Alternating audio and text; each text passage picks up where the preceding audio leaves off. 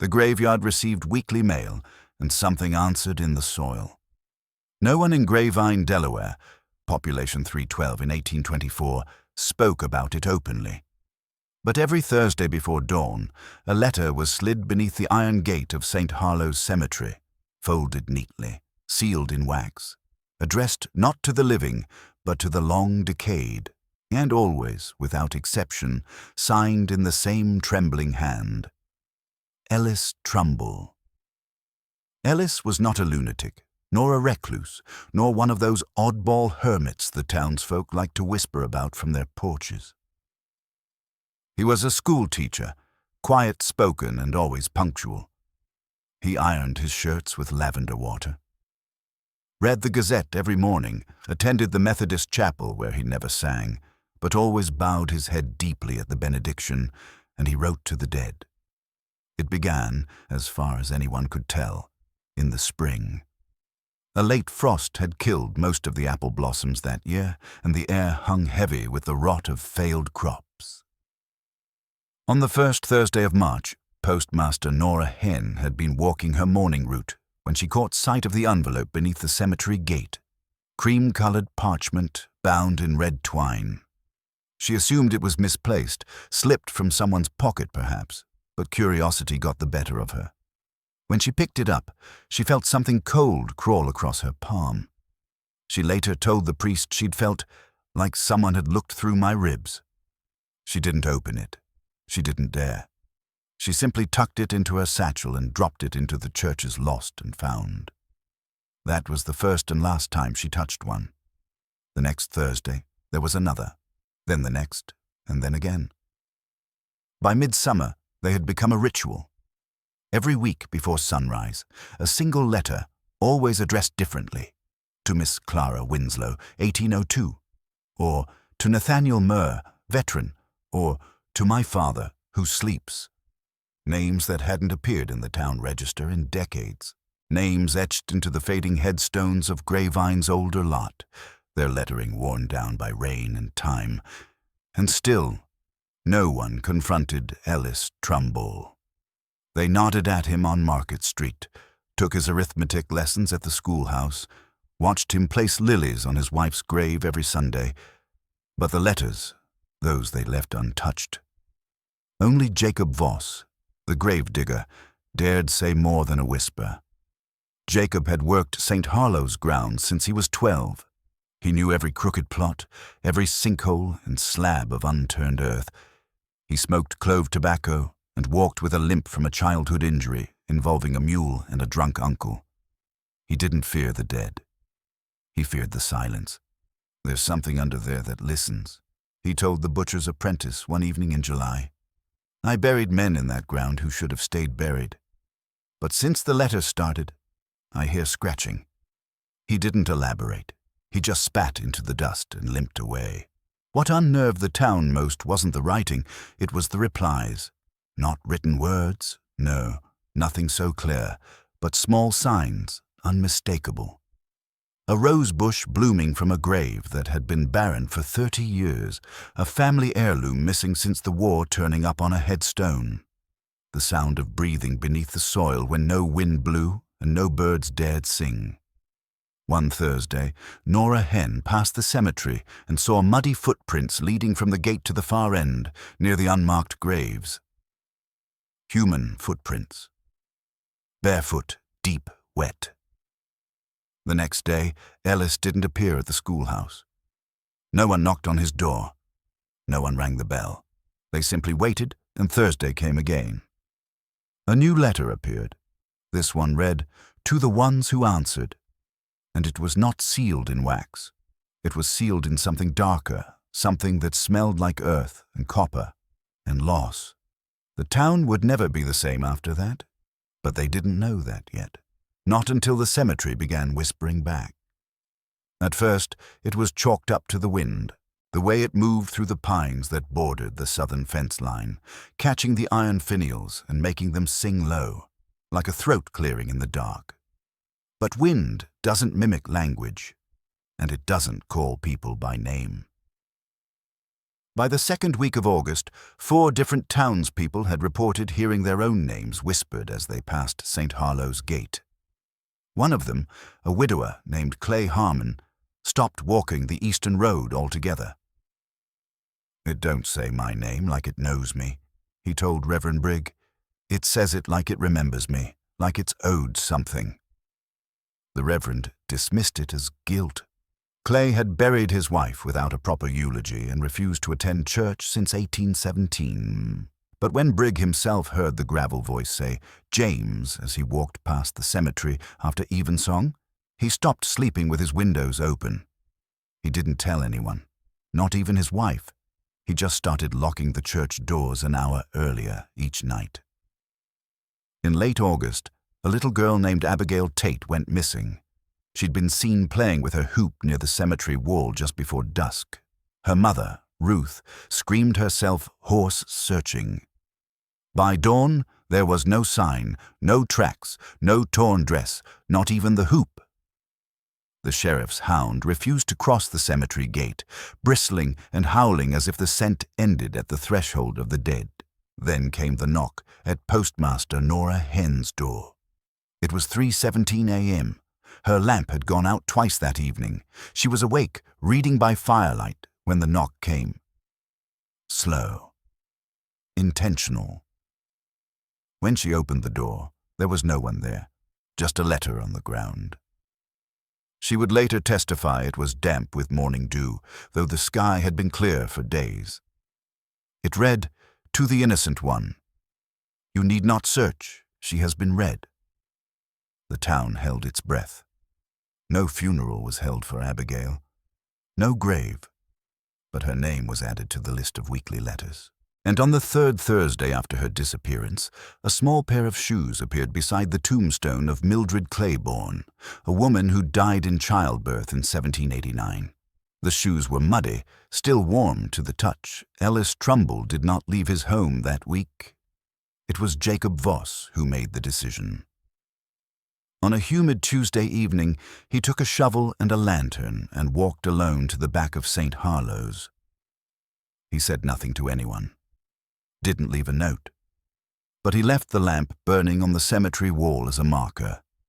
When he hadn't returned by sunrise, 3 men went looking. They found Jacob standing waist-deep in a half-dug hole near the northern plot. He wasn't moving. Not digging, just staring down. His hands gripped the handle of the shovel like it was the only thing anchoring him to earth. When they asked what he'd seen, he wouldn't speak. When they tried to pull him up, he screamed. What they never told anyone, but was later recorded in the town doctor's private notes, was what they saw inside the hole. It wasn't a coffin. It wasn't bones. It was handwriting, carved into the soil itself. Not on paper, not in chalk, but etched into the clay, long curling lines in precise cursive that mirrored Ellis Trumbull's exact script. And it didn't just form words, it formed names, dozens of them, some dead, some living, some unborn. Jacob Voss was never the same. He stopped working, stopped speaking. By October, he was confined to his attic with shutters nailed shut. He wouldn't let light in. He said the ground was listening through his windows. And then Ellis Trumbull returned to the cemetery, but this time he didn't bring a letter. He brought a quill, and he knelt at a grave that hadn't existed the week before. A grave with no stone, no name, only freshly turned soil. He remained there for 3 hours, unmoving, ink staining his fingertips, lips parted as if speaking to something beneath him. No one dared approach. Not even the children who spied from the sycamore trees dared to whisper what they saw. Because what they saw, or thought they saw, was the earth itself pulsing, like a lung drawing breath beneath Ellis's knees. Later that night, a page was found nailed to the cemetery gate, not sealed, not folded, just tacked there by a single black pin, too cold to touch with bare skin. Written on the page were 5 names. The first was Clay Harmon, the second was Ruth Tate, the third, astonishingly, was Jacob Voss, the fourth was Nora Henn, and the fifth was left blank just a long line ending with a drop of ink that had run like blood. By the following Thursday, Clay Harmon was dead. His body was found seated upright in the church pew, hands folded, eyes open. There was no sign of struggle, no wound, no sign of poison. But his heart had stopped, and his tongue had been blackened as if burned, though his mouth held no flame.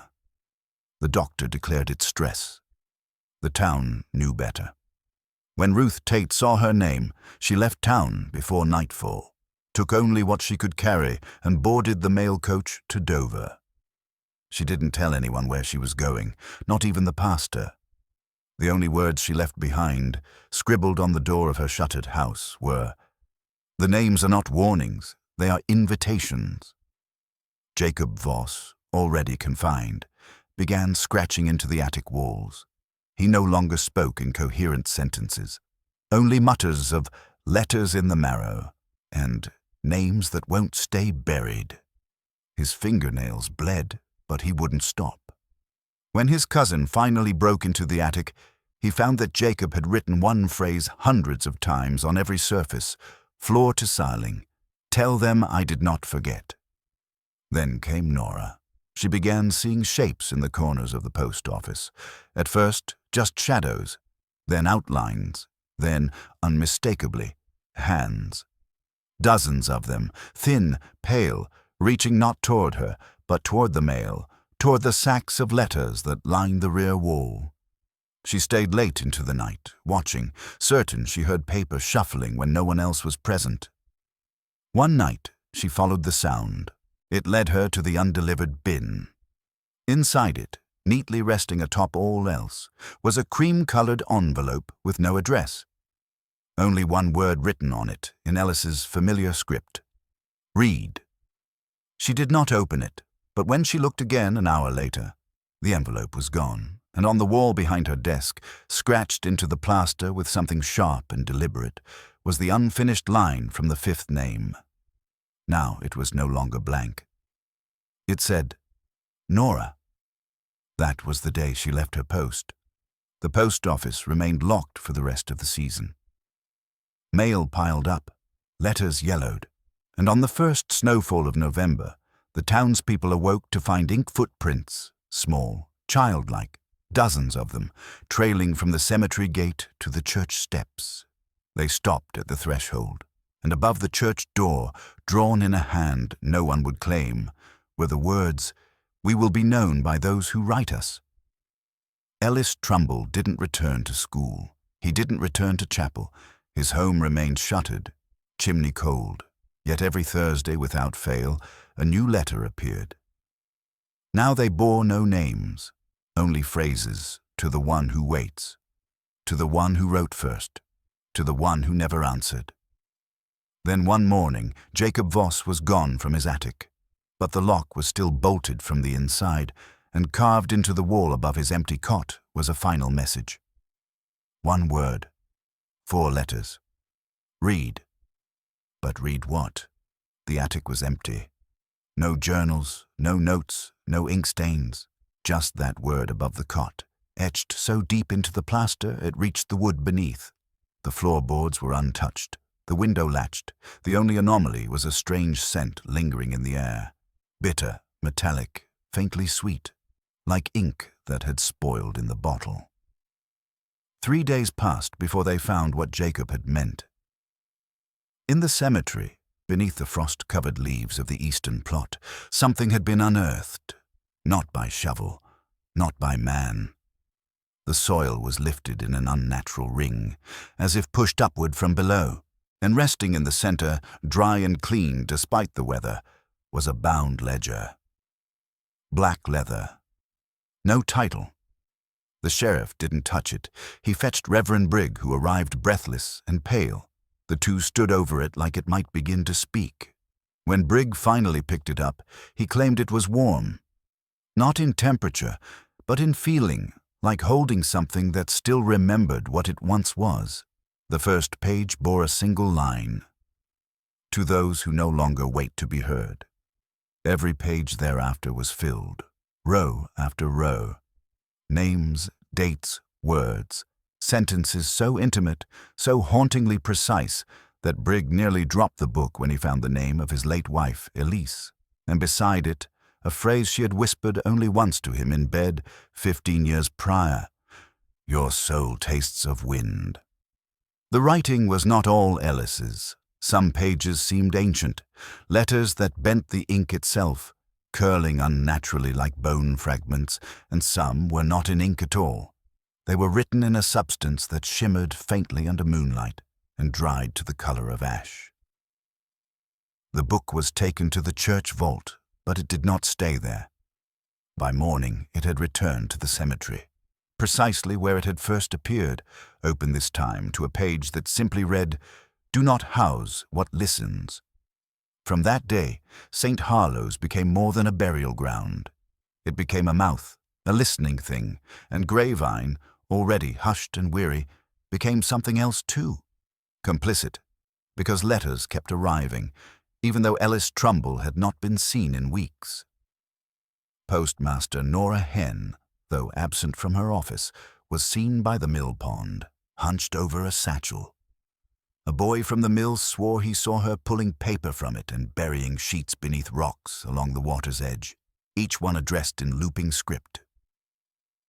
He didn't go closer. Her eyes were closed, but her lips moved. He said it looked like she was praying, but not to anything above. And then came the storm. November 28th, 1824. A thunderless squall rolled over Grayvine like a wave, drowning the air in static. No lightning, no wind, just rain that fell in straight, unnatural lines, soaking everything but evaporating before it touched the ground. The cemetery gates slammed shut on their own. Horses broke from stables, and the church bell rang 13 times before falling silent. The next morning, a letter was nailed to the chapel door. No wax, no envelope, just a page soaked through, the ink smeared but legible. "We are not summoned, we are remembered." Ellis Trumbull was seen that same day, standing behind his wife's grave, his coat unbuttoned, his fingers black to the wrist. He did not move, did not blink.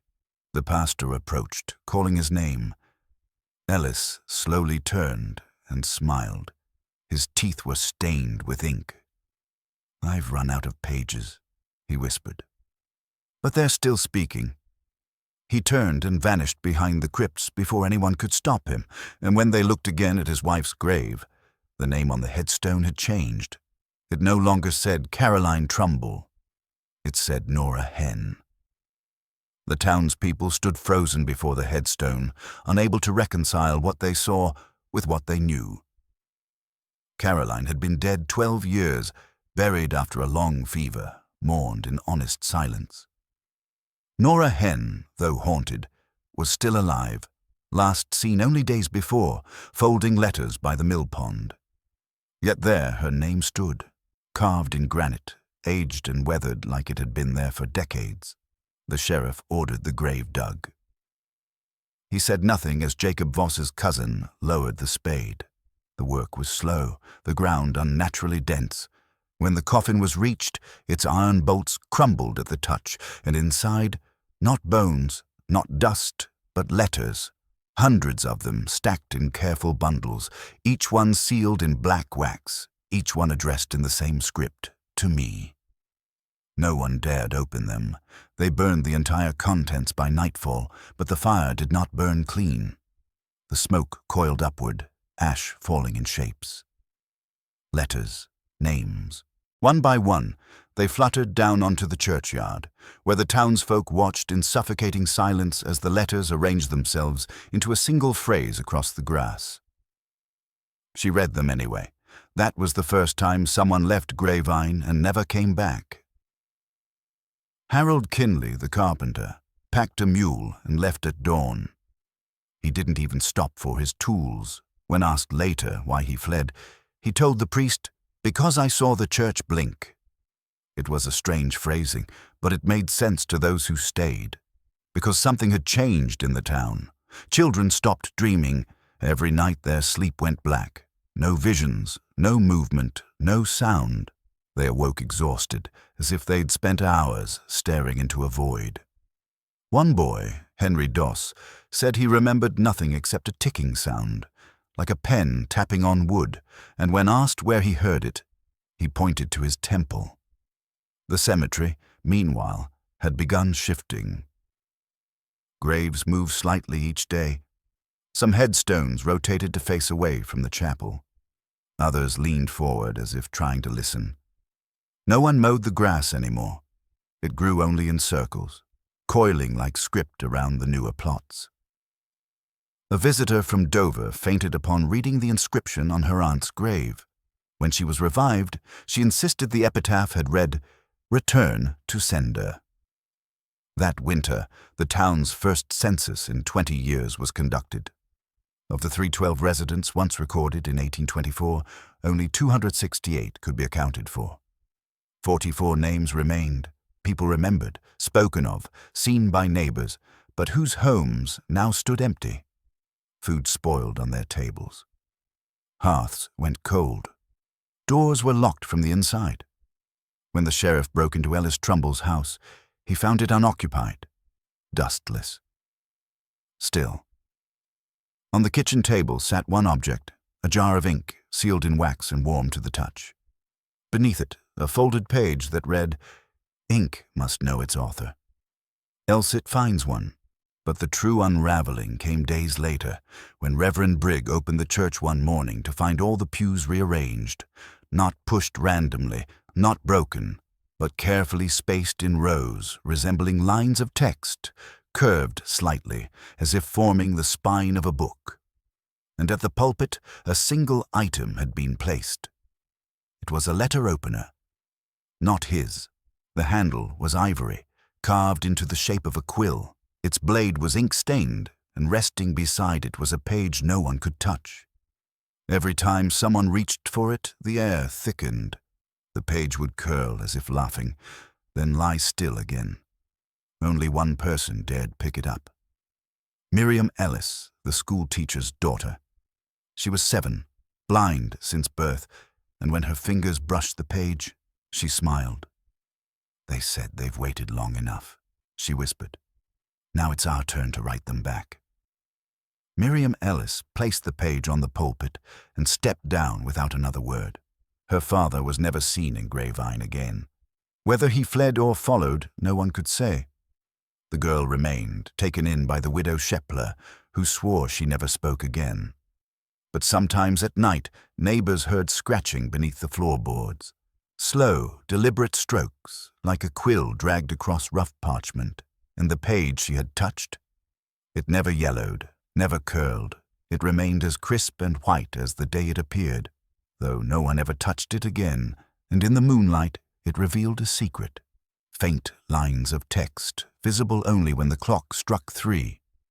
No ink, no blood, just shadow pressed into paper like breath pressed into glass.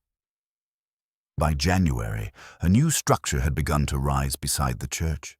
No one admitted to building it. No work crews, no carts, no hammers. Yet each morning another wall stood. Simple pine boards at first, then iron, then stone that no quarry in Delaware could name.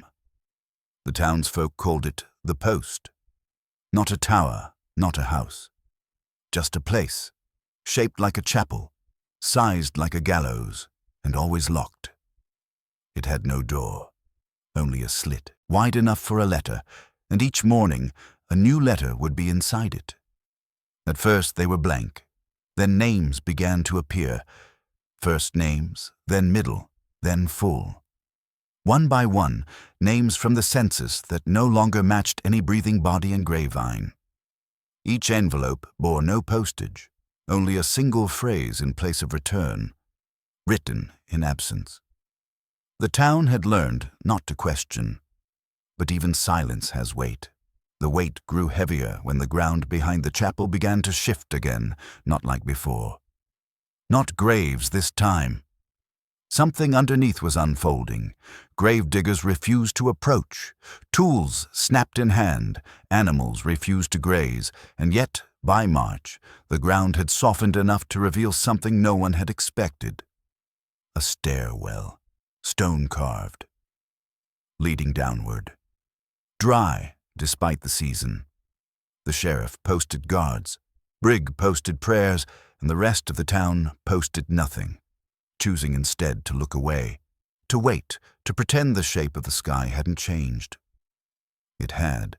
Birds no longer crossed above the cemetery. Clouds moved around it. The sun passed too quickly when overhead, as though unwilling to linger, and all the while, the ledger returned. First found in the schoolhouse, then the bell tower, then the baker's window, steaming gently beside the cooling bread. Always the same black book, always the same first page, to those who no longer wait to be heard. But now, new pages had been added, and they weren't written by Elias Grunewald. Different scripts, different styles, some etched with fingernails, others stitched in thread, tight and crimson.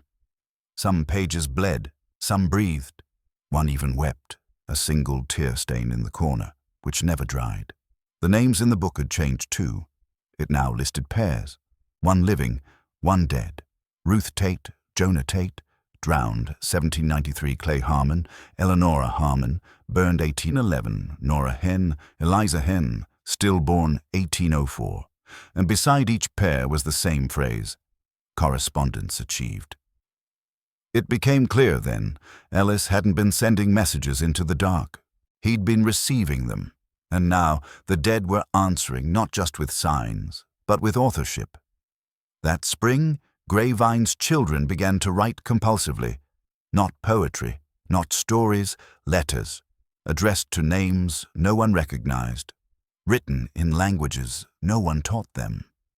At night, their lips moved silently, and every morning, ink stained their fingers. Parents burned the pages, but by evening there were more, dozens more, folded neatly on windowsills, tucked beneath pillows, or nailed softly to barn doors. And the ink? It didn't wash off. Even newborns had it beneath their nails, as if they'd been born having already signed their names. By mid-April, Gravevine had changed entirely. The town no longer rang with bells or laughter or hammers against wood. It pulsed instead with quiet. Not silence. Quiet. The kind that hums beneath the floor, behind the walls, under the teeth. A pressure you don't hear, but feel. A presence not seen, but known. Windows remained shuttered. Curtains stayed drawn. And still, the letters came. Now they arrived not only on Thursdays, but every day, always at dawn, folded tightly, slipped through keyholes, found in milk pails and under boots. They no longer needed Elias Grunewald. They no longer needed anyone. The town had become its own correspondence. The living were now messengers, the dead were now authors, and something was keeping record. The ledger had grown thicker, no longer bound in leather, but in something softer, grayer, veined like skin. It pulsed slightly when left in moonlight, and always it returned. Whether burned, buried, or drowned, it came back, and each time it contained a new section. One day it appeared on the altar of the chapel, open to a page titled Accounts Pending. Underneath, only one name was listed, Elias Grunewald. It was the first time anyone had seen his name written by the other side. That week, the ground behind the post began to crack. Not fracture, open. At first, only the size of a coin, then a saucer, then a child's head. Something beneath it breathed, not loudly, but steadily. The hole did not widen naturally. It grew in geometries, octagonal, precise, as though following instructions, and one morning, a staircase emerged, the same stone as before, but now marked. Etchings lined each step. Words no one could read, but everyone understood. Phrases that struck not the mind, but the spine. People wept just looking at it. One man, Sheriff Halberd, collapsed after glancing at the third step. He died 2 hours later with ink foaming from his mouth. The town did not bury him. They left him at the chapel door. The door opened on its own and took him. That was when the writing began again. Not on paper, on skin. People woke with sentences carved into their arms, their backs, the soles of their feet. Not wounds, just ink, embedded as if by sleep. Each phrase was different. Each one addressed them directly. You left me at sea. Your daughter will remember. My last breath was yours. Many tried to flee. Most didn't make it past the edge of town. Wheels fell off carts. Horses seized in terror.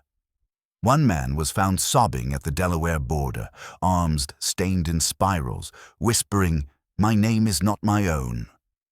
And then, for the first time in 3 months, a letter was found addressed to the town itself. It was nailed to the clock tower, which hadn't ticked since January. The clock now read midnight, though the sun hung high. The letter was plain. No wax, no mark, just 3 words, in the original Ellis Trumbull script. They are writing. By then, most understood what that meant, but it wasn't until the following Sunday that the truth emerged. During morning service, which had become more ritual than worship, the townspeople gathered under the watch of Reverend Brigg. He looked thinner now, eyes sunken, voice hollow. They sang no hymns, they only listened. Because beneath the floorboards of the church, someone was writing back. Loudly. Scrape. Pause. Scratch.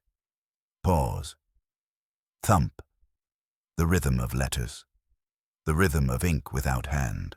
And as they listened, the ledger opened itself beside the pulpit and revealed its newest page. Chapter 2. Replies from Below. It had begun again. But this time, Grayvine was no longer the author. It was the recipient. From that Sunday onward, the town entered a state of cold anticipation. Not fear, something colder. A stillness like breath held too long.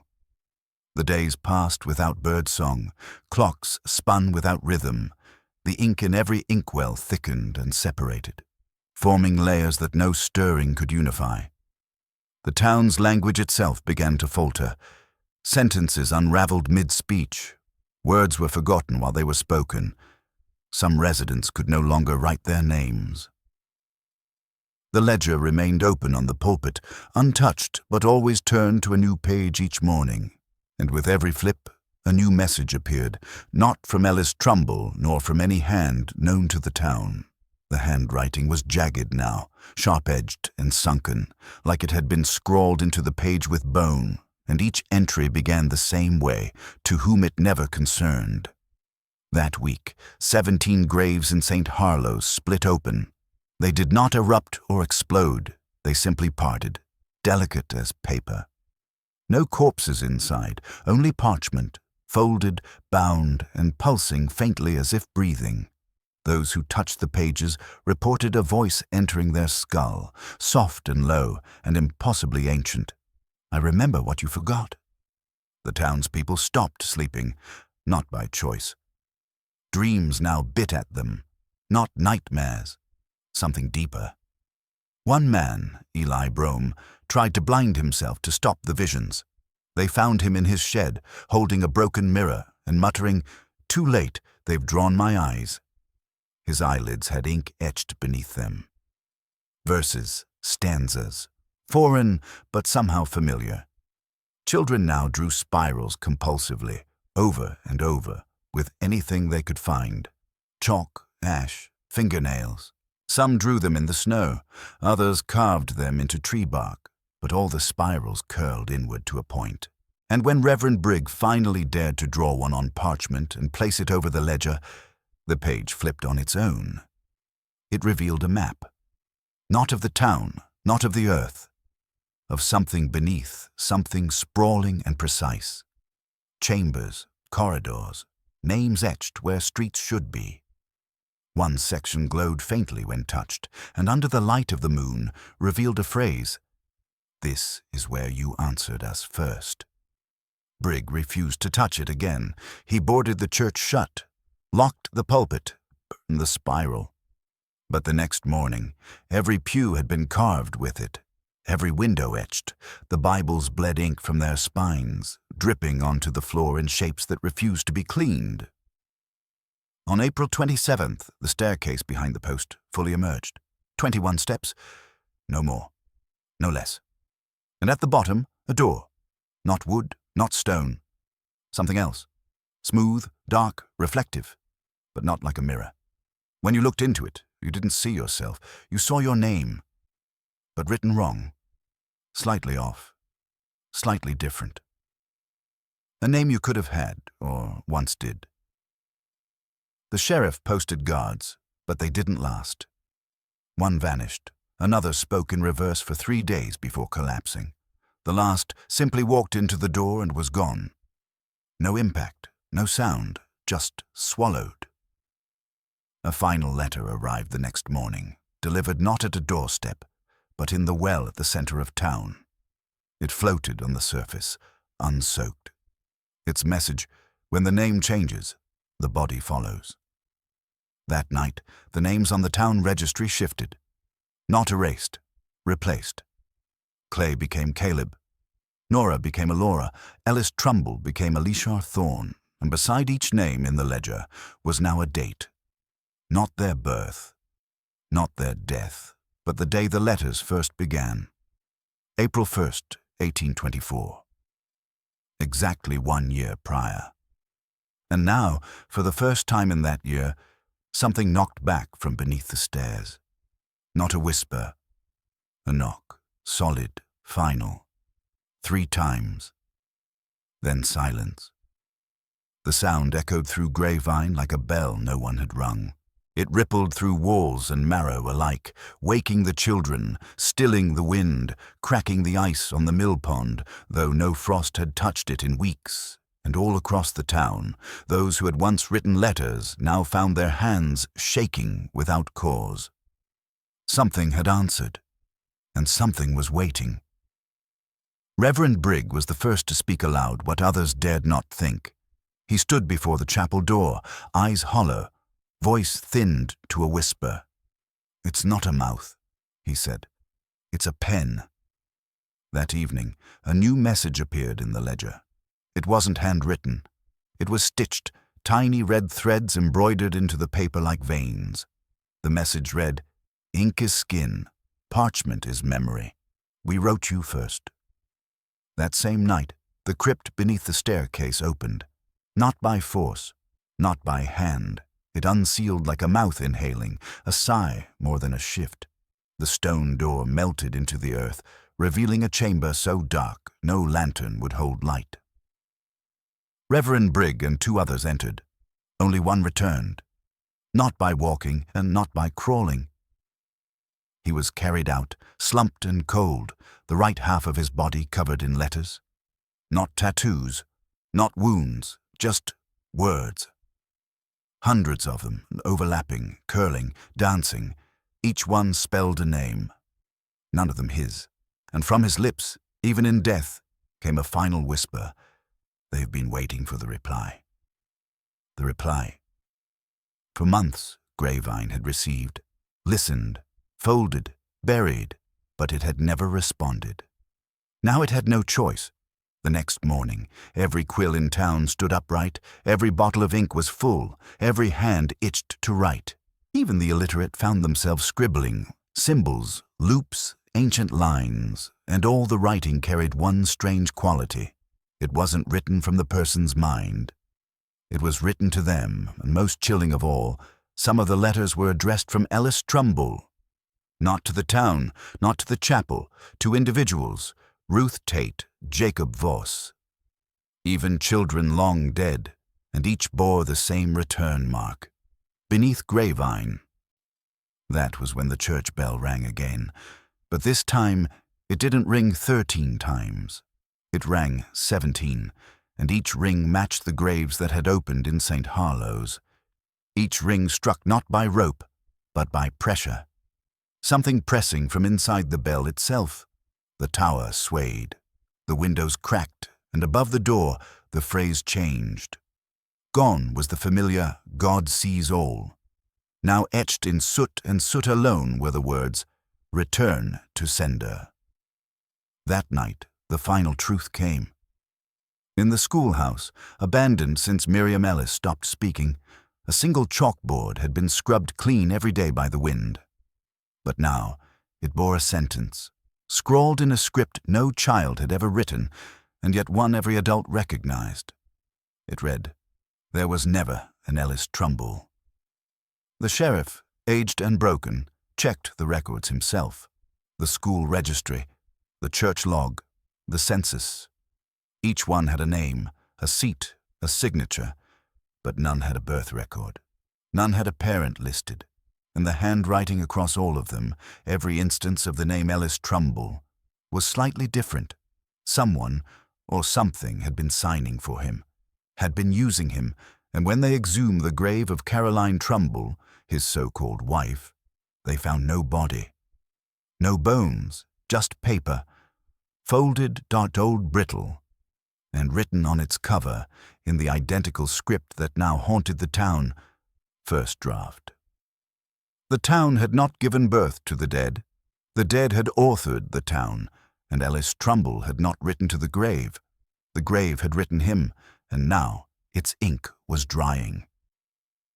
In the days that followed, Grapevine no longer operated as a town. It functioned more like a sentence waiting for its period. The post office remained sealed, not by key, but by language.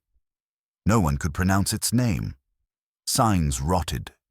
Street names rearranged themselves. Maps crumbled. When one resident tried to speak aloud the name Delaware, their tongues seized and they fell silent for hours, bleeding ink from their gums.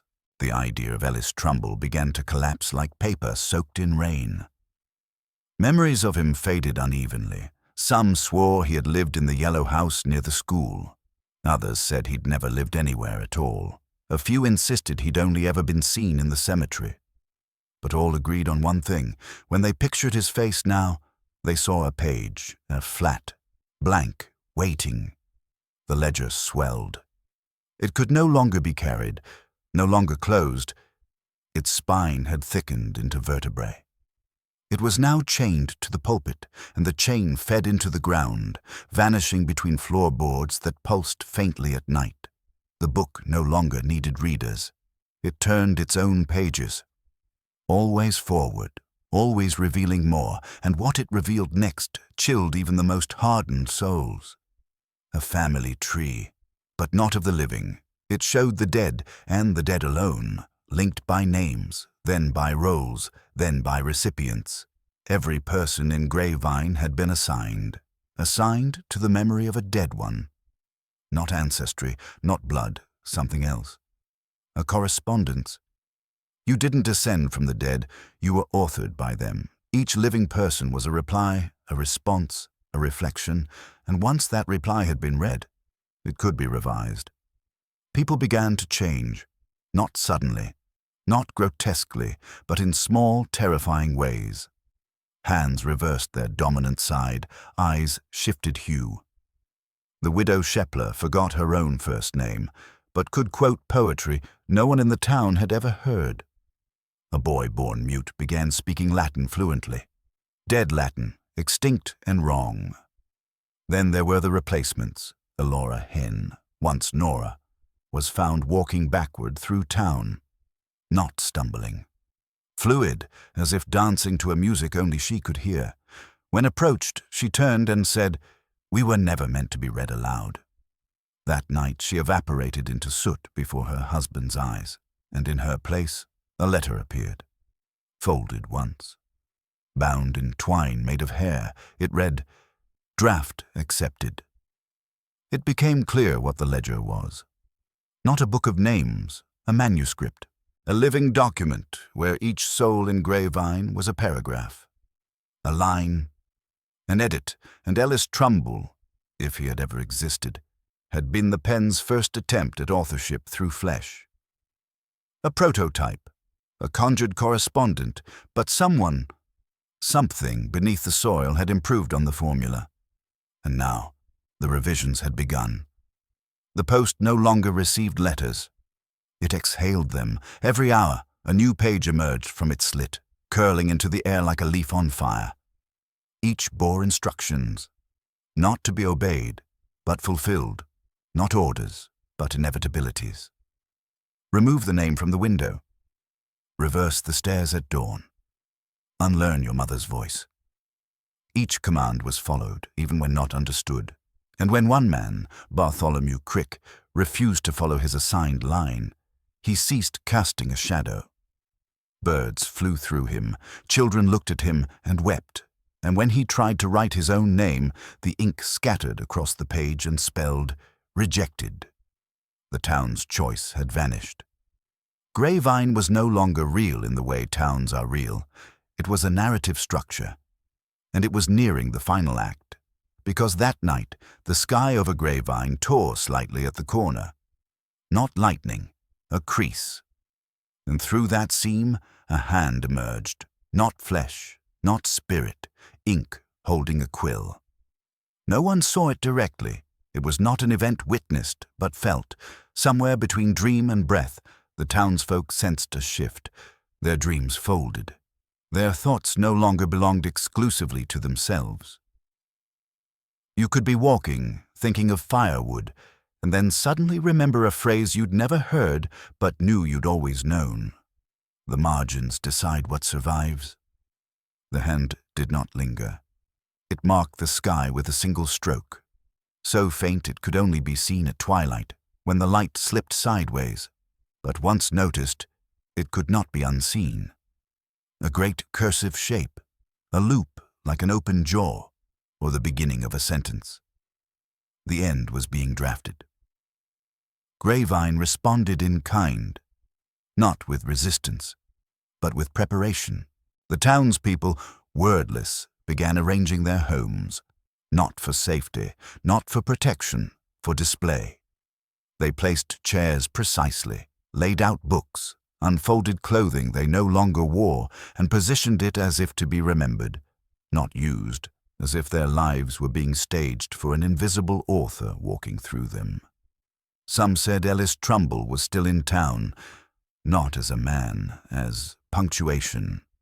People would pause mid-sentence in ways that felt too exact. A child's cough would land perfectly in rhythm with a widow's sigh. Church bells now rang once a day, always at 11:11, and the echoes arrived in threes, as if each sound had been drafted, rehearsed, performed, and yet there was grief. Because grief implies memory, and memory was being taken. Reverend Brigg tried to read scripture aloud, but the words would not pass his lips. They blurred in his mind. What emerged was not psalm, but poetry. Terrible, beautiful lines, not written by human hand. He wept on the altar, not from fear, but from recognition. "These are our lives rewritten," he whispered.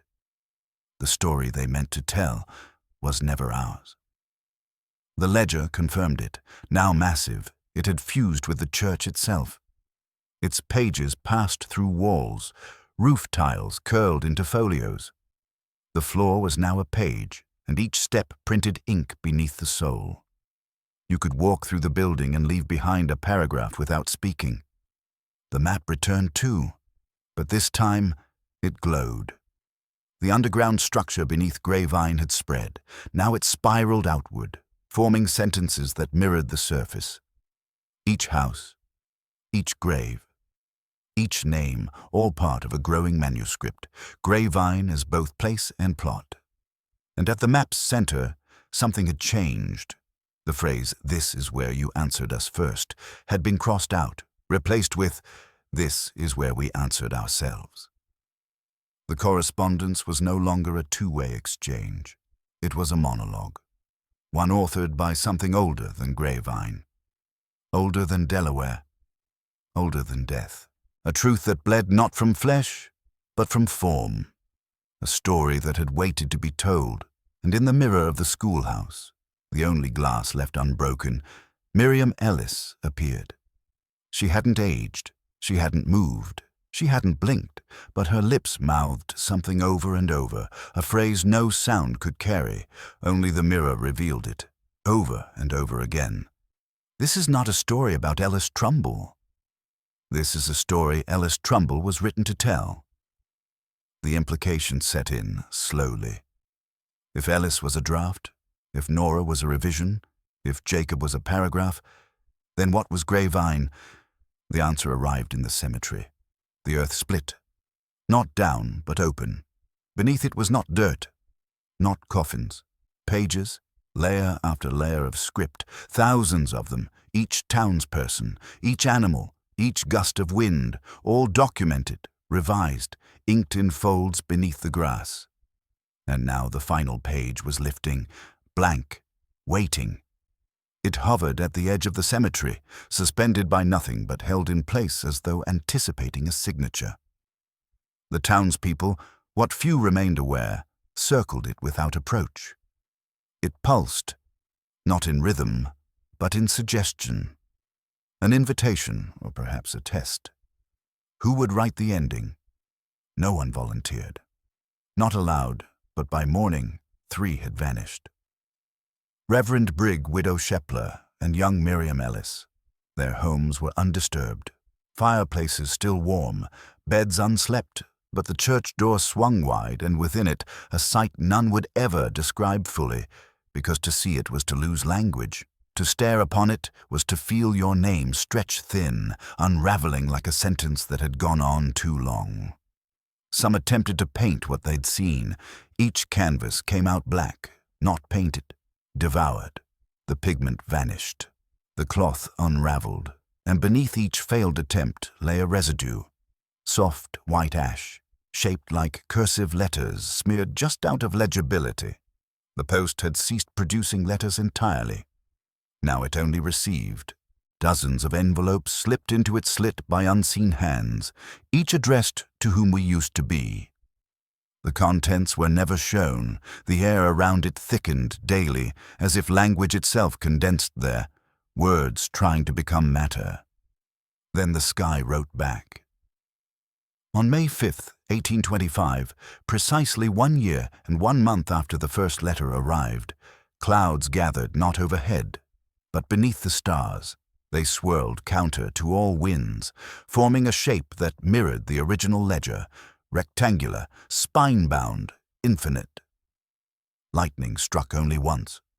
Not the ground, but the cemetery, straight into the blank page, and it caught fire, but not like paper, like memory. The flame spread not in heat, but in understanding.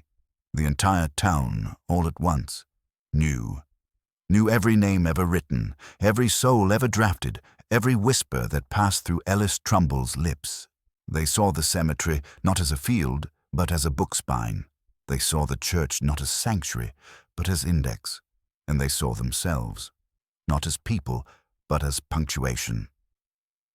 Grayvine had never been a town. It had been a sentence, a long, meandering thought authored by the unknown. A draft left in the soil, hoping someone would read it before it was too late. But now the dead had begun to edit.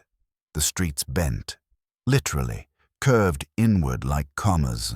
Houses folded into themselves, windows blinked, trees whispered marginalia, small voices at the edge of hearing, commenting on lives as if they were chapters. "He falters here," said one pine. "She was stronger in the second revision," murmured another. And all the while, that final page floated, half-burned now, half-bright, still waiting. Then came the return. From beneath the cemetery, between the layered pages of earth and time, rose a figure. Not Ellis, not a man, a form stitched from pages, a body built from biography. Its arms were timelines, its fingers, footnotes, its eyes were margins, wide and empty.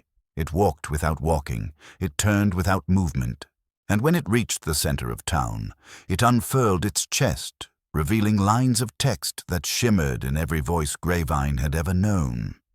"You wrote back," it said. and then it asked, "Will you let us finish?" The townspeople did not speak. They knelt, not in fear, not in worship, in recognition of authorship, of being the story, not the reader and one child. Young Thomas Vell, barely old enough to hold a pen, stepped forward with the last unburned quill. He dipped it in the ink that pooled at the figure's feet and began to write his name. The moment Thomas Vell's quill touched the page, the town exhaled. Trees bent inward. Wind circled counter to time. The church bell rang twice, not in sound, but in meaning. A vibration moved through Grapevine, not through air or soil, but through narrative. A sentence, half-written, found its punctuation and paused because Thomas didn't finish writing his name. He stopped after the L, and in that unfinished loop, something awoke. The sky folded once more, not like a curtain, but like a sheet of vellum turning. The stars rearranged themselves into phrases. Not constellations, corrections. Asterisms began to blink out. Some letters faded, others reversed. And then the figure, the stitched one, the voice of below, shuddered. Its chest began to unravel. The text across its ribs blurred, smeared, reversed. Its limbs frayed, not like cloth, but like drafts rejected mid-thought. It gasped, and in place of breath came ink noise. The sound of a quill snapping, of pages tearing, of narrative imploding. Something had gone wrong, or perhaps something had gone right, because when Thomas dropped the quill, he whispered a sentence no one had taught him. No story ends without consent. The figure tried to speak again, but its mouth split, horizontally, then vertically, until it became a pair of quotation marks, flayed open, and through them came the final voice. Not loud, not soft, not even sound. A voice like realization, a voice like the author stepping into the margin. "You were never supposed to answer," it said. And then it asked, "Why did you?" Because that was the error, the flaw in the whole design, the crack in the binding. Ellis Trumbull had never written to the dead. He had written back. He had replied, and by replying, he made Grapevine not a story, but a dialogue, a conversation without boundary. And now, the other side, whatever had crafted Ellis, Caroline, the ledger, the staircase, the cemetery of pages, they were losing control, losing form, losing authorship. For the first time, the living had disrupted the script because of one unanswered letter, because of one name, unfinished, because of one boy who paused when he should have obeyed. The stitched figure collapsed into script. Not ash, not dust, just loose cursive, blowing like dry leaves. The ink at its feet pooled upward, reversing itself, sliding up bark, window, skin, erasing what it once formed, and Grapevine itself began to revert. The post folded in upon itself. The church shuddered, its bell tower snapping backward into a stump of stone. Trees rerouted, streets straightened, names began to return to their original form, but not all. Some remained corrupted, revised, because edits, once written, scar the page, even if erased. Thomas Vell looked down at the half-signed name. He tried to speak, but only ink bubbled from his mouth, and someone noticed his shadow had vanished. The ledger, now brittle and hollow, cracked open to its very first page. No longer stitched, no longer warm. The heading read, Grapevine, an experiment in mutual composition. Underneath, in tiny script, status, failed. Response unpredictable, author signature revoked. And then it turned to ash. The church burned silently, not in flame, but in absence. It was there, then it wasn't, a hole where meaning had once stood, a space in the text, skipped over, a redacted line. People emerged from their homes in confusion. Their names felt familiar again. But when they tried to recall the past year, all they could remember was ink, faint and restless. As if something had borrowed their lives for a draft that would never be published, As for Thomas, he remained at the center of town, the quill still at his feet, the half-written page still in his lap. And as the wind turned, a single line appeared at the bottom of the parchment. In a hand no one recognized. One footnote remains. The line pulsed faintly, like breath on glass, fading and returning in rhythm with the earth's hush. Around it, Grapevine resumed its illusion of stillness. Houses stood, trees no longer whispered. The soil ceased its subtle shift. To an outsider, nothing had ever happened, but no outsider came. No roads led to Grapevine anymore. No records returned from its census, and though the sun still rose and fell, its light now seemed thinner, as if shining through paper. Thomas Vell sat unmoved. He no longer blinked. His eyes read something far away, not distance, but depth, as if beneath the visible world another version still stirred, trying to remember what it had once written. By the second day, people tried to speak to him. He did not reply. By the third, his skin showed faint marks, sentences so small they looked like pores, revealing fragments of text when lit by moonlight. Ink has memory. Narrative survives form. Replies alter the author. It was Miriam Ellis who returned next. Not as a girl, not as a spectre, but as an idea.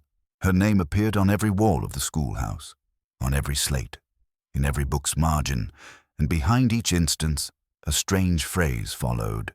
MER's manuscript echo. That was when the townspeople realized she had never been a child. She had been an annotation, a note left within the margins of Gravevine's first draft, designed to observe, not influence. But something had corrupted her code, and when she spoke in the church that night so long ago, she hadn't broken silence. She'd deviated from the manuscript. She'd written her own line, and that deviation had summoned the author's attention. But now that the draft had failed, her presence scattered. Her name faded from the walls. Except one, carved above the door of the town hall, alongside another word, amendment. Somewhere below Grapevine, deeper than the staircase, deeper than the ink-lined corridors of earth, the original document still existed. It could not be erased, only revised, which is why, as night fell on the 6th day after the sky creased and the stitched figure unraveled, Thomas Vell stood. For the first time, the parchment was still in his hand, but now the unfinished name was gone, erased clean, and in its place only one line remained. You are not the footnote. You are the author. Those who watched him said his outline flickered briefly, like a thought before it's spoken. He did not speak. He walked to the edge of town, to the farthest border where road meets forgetting, and then he disappeared into the crease. Just like Ellis Trumbull had never truly walked in. Thomas Vell had not walked out. He'd turned the page. In the weeks that followed, Grapevine became quiet again, but not empty. People resumed their routines, but nothing was the same. They would pause in doorways, waiting for sentences to finish writing themselves. They would wake at dawn with fragments of poetry on their tongues. The school books filled themselves.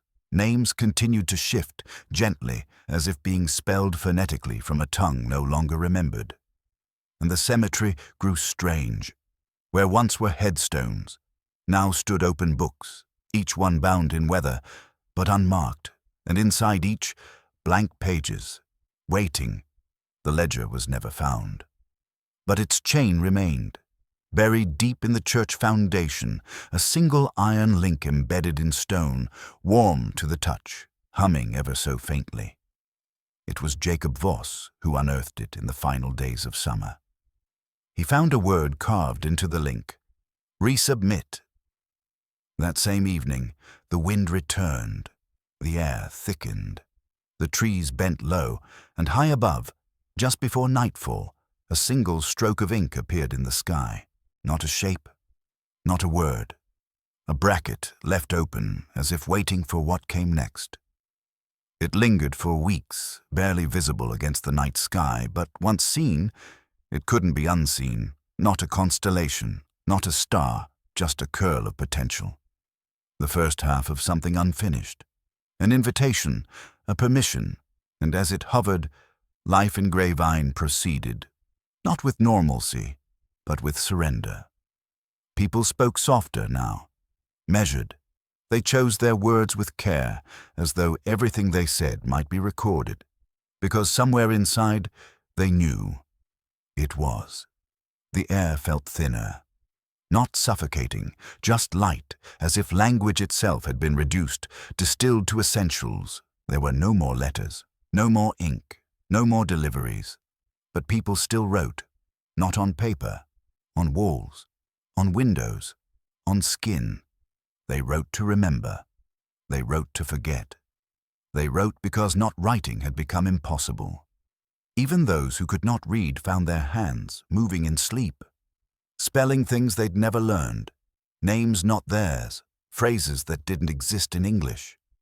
Some awoke crying, not from nightmares, but from syntax, from the shape of emotion bound in grammar too deep for waking comprehension. One man, Arthur Hemley, wrote for 7 days without rest. When he stopped, he had filled his entire barn floor in a looping, spiraled text that no one could decipher. But the moment it was complete, the animals inside walked in perfect silence. Not a single hoof echoed. Not one sound was made. They had been read. Some children began referring to their parents as chapters. They no longer played with toys, but folded parchment endlessly into the shape of birds, burying them beneath floorboards. One girl was heard singing in couplets. Another boy, barely 3, scrawled the phrase "Index of Echoes" across his crib in chalk. The bracket in the sky never closed, and one by one, people stopped asking when it would, because they began to understand. It wasn't a threat. It was a choice. The ledger had failed. The manuscript had unraveled. The author had been revised by the reply, and Grapevine had become the space between creation and interpretation, between record and reinvention. A place where nothing was final, only drafted. And the dead were no longer below. They were behind the sentence, still reading, still waiting for how it would end. One evening, Jacob Voss climbed the hill overlooking the town, the place where Ellis Trumble's first letter had supposedly been buried, though no grave was ever found. He stood at the top, carrying nothing but silence, and after an hour, the wind brought him a word. Again, he knelt and began to dig. Not deep, just enough to disturb the surface. What he found was not a box, not a body, not a letter. It was a pen, old but dry, and beside it, half finished, lay a new page. Not yellowed, not cracked, crisp, he did not write. He left it there, because some things are not his to finish, because Grapevine was no longer a town, not even a memory. It was a margin, and the margin endures. As long as someone, somewhere, reads. As long as someone remembers Ellis Trumbull, not as a man, but as a moment, as long as a child hesitates before writing their name, and as long as a page remains blank, floating just above the grave. Waiting. Because the final truth is not that Grapevine was written, it's that Grapevine still writes, and somewhere, in a quiet corner of the world no map can mark, ink pools in the soil once more, the bracket remains open. And the story, yours, mine, ours, has not ended. It simply waits to be read.